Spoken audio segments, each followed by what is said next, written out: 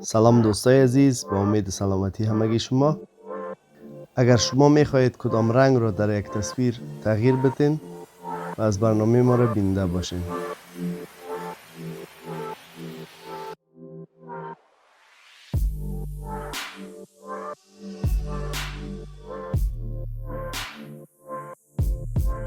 اول از همه عکس یک موتر را که رنگش آبی است باز میکنیم.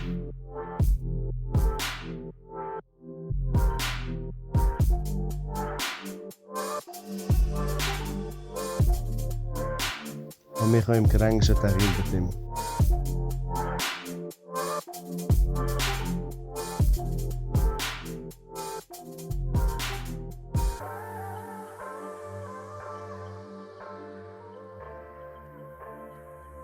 اگر مایو را تغییر بدیم، نه تنها رنگ موتر بلکه بک‌گراندش هم تغییر میکنه.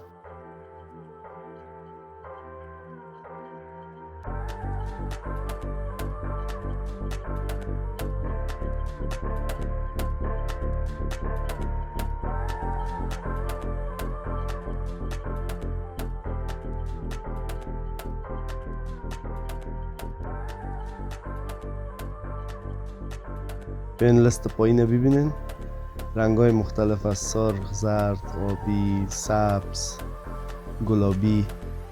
شما خودتان تصمیم میگیرین رنگ را که شما میخواین تغییر بدین نزدیکی به کدام یکی از رنگ ها داره. ما رنگ آبی را انتخاب میکنیم به خاطر رنگ موتر آبی است یا لاجوردی است و او را ما میخوایم تغییر بدیم.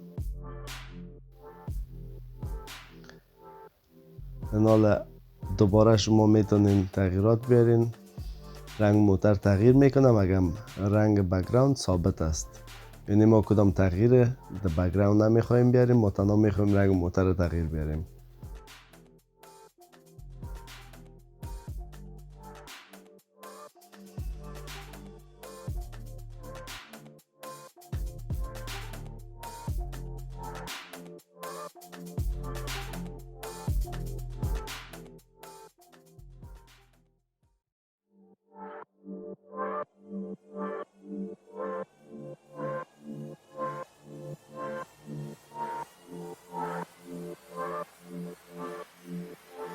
تشکر دوستا، منتظر برنامه بعدی ما باشین. خداحافظ.